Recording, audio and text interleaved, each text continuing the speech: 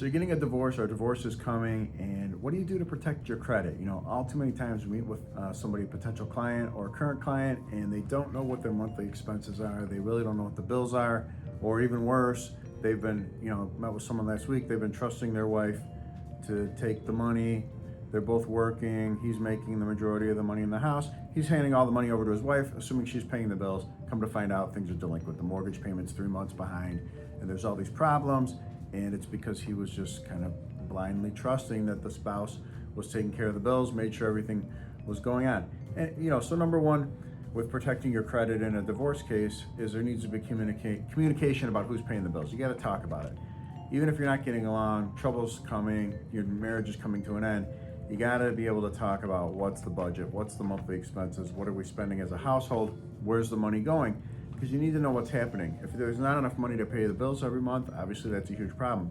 If there's enough money to pay the bills and it's just not being used properly, or the other person is spending too much or whatever's going on, that can be an even worse feeling, because you think everything's okay and then it's not. So number one would be, you got to communicate about who is going to pay the bills. That's important. All too often we see people that have been kind of blind to this.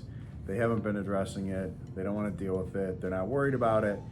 And they find out there's huge trouble once a divorce is started. And then it can be too late to some extent. I mean, if there's damage to their credit already, that's hard to immediately fix. You can fix it over time. So you want to make sure you know what's going on with your bills. Communicate about who's paying the bills. That's number one. Number two, on what you can do to maintain credit during a divorce is work with creditors on debt. If there's debt in one name or both names or separate names, work with the creditors on that. Make sure there's a payment plan. Make sure there's an understanding. Make sure that you've made attempts to move the loan or the credit card or whatever it is into one person's name. And clean up some of those accounts too. Make sure that if there's a pending credit card, you got a balance due on this credit card, you owe a bunch of money on it that you're not able to pay off monthly, make sure it's closed. You don't want more money getting put on that credit card as a divorce is going forward. More money you're just going to be responsible for, and more money that maybe you can't even afford to pay or aren't even aware of. So number two on protecting your credit is work with creditors on the debts. Make sure you understand where things are with all of that. Number three on this list, there's 6 things here on what you can be doing to maintain credit during your divorce. Number 3 is keeping all the bills current. Make sure your bills are being paid monthly. Don't be this person that makes an assumption about what's being paid and then find out it wasn't being paid, especially if your name's on it. Obviously, you don't need someone to tell you to pay bills in your name, but it's pretty common in a relationship, in a marriage, that you both don't know everything about every bill. You wouldn't both sit down and pay all the bills together. That would be kind of crazy. So one of you usually knows more about it. And we find from representing only men in divorce, a lot of times their wife is the one that knows more about the bills. That just seems to be a recurring theme, a common theme. And I guess you could also say when it's not the theme, it's not a problem. If you know what's going on with all the bills, because you're the one paying all the bills, of course, then you're good.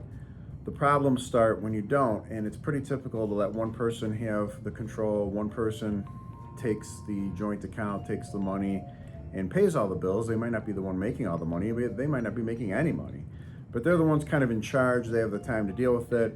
They have the ability to deal with it. Maybe usually it's just a time thing. We'll talk to clients they're too busy. They're too busy to deal with it. They don't want to sit down and deal with the bills. It wasn't how they were usually doing things before, so they just don't know how to deal with it, don't know what to do with it, don't really know where to begin. They're happy letting their spouse do it. So you got to make sure all bills are current. Make sure you're keeping things current, things are being paid on time, and that you know where that stands. So that number 3 is keep all the bills current. Number 4 is removing authorized users from accounts. If you have joint accounts and now a divorce is happening and you're going forward, you're going to want to make sure that your spouse has access to money, but they don't need access to every credit card that's in your name. If there's some joint accounts or your wife's an authorized user on some of these accounts, put a stop to it. Close the account. Remove her as an authorized user. You certainly can do that. That would be valid. There's nothing wrong with doing that. You don't have to allow this person complete access to all spending and all accounts and all bills. That can be a big problem. When you look at how many credit cards you have open sometimes, it could add up to a lot of money that could get charged on these credit cards as a combined total. So you want to make sure that you're removing authorized users from accounts now that a divorce is going forward. And if you can, have a discussion about it. You don't want to blindside somebody. You don't want your wife at the grocery store using the credit card she always uses, come to find out it's been closed. So you want to avoid that kind of stuff. But sometimes you're in a place where that happens. There's a personal protection order, there's alleged domestic violence or whatever problems going on. You're not talking to each other, then you got to protect your own interests and go forward. So you might have to remove authorized users from an account without notice in that situation. But if you can, you talk it over first and you try to narrow down, make things simpler. Limit how many accounts you have open, limit who has access to these accounts, and you'll have a much better sense of what's going on with your credit. And then number 5 in maintaining credit during a divorce, this idea of closing out separate or even joint accounts. And again, if you can, have a discussion about it first.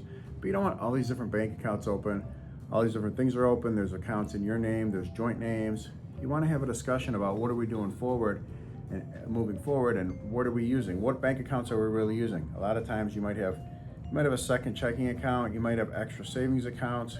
You don't need all these different bank accounts. It just creates confusion. You want to simplify things as a divorce is starting and you're going through the divorce to make sure that you don't get blindsided, make sure money doesn't disappear. You want to close out these extraneous accounts. You really should have a checking and a savings, and that's about it. Anything beyond that is asking for trouble. It quickly becomes something that's too much to keep track of, and it's just not worth it.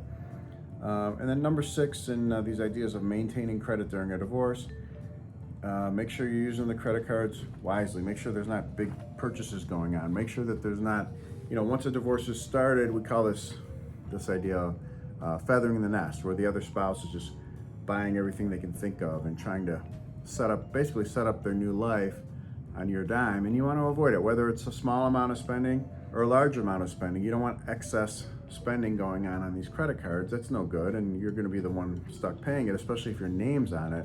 When you've got a credit card or a debt or a loan with your name on it, either joint or authorized user or whatever, you're the one that has to worry about it getting paid. It doesn't matter what your divorce judgment says, it doesn't matter what your agreement in your divorce case is. If your name's on the debt, it's your problem, right? If your name's on the Visa card and there's this $8,000 owed on a Visa that you don't pay off monthly because you can't pay it off right now, that is your problem if your name's on it. The court can't do anything about that. There's nothing they can say that's going to prevent the idea that Visa can come after you. And if your wife's name's not on the account, they can't even go after her. You got to keep in mind the rules here with credit cards and with debts and with loans. I could be married to somebody that files bankruptcy. If my wife files bankruptcy, that doesn't affect my credit, not unless we got joint accounts. So if you have separate accounts and your wife is keeping some credit cards or cards you don't know, maybe some secret credit card or secret accounts, you want to be aware of that. Make sure you're not an authorized user on some account. Make sure your wife's not an authorized user on some account you're not aware of. So you want to know what's going on. And if you're trying to figure out what credit cards are open in your name, look up your credit report. Pull your own credit report and take a look at it. It's not a bad thing to be doing from time to time, especially when a divorce is starting or during a divorce. It's a good place to look. There might be credit cards and lines of credit and loans and things out there that you forgot about that are still valid, they're still open, and maybe your spouse is a authorized user on that. You want to avoid those things. So hopefully that helps. Those are some ideas on how to deal with maintaining your credit during a divorce. Don't let a divorce ruin your credit.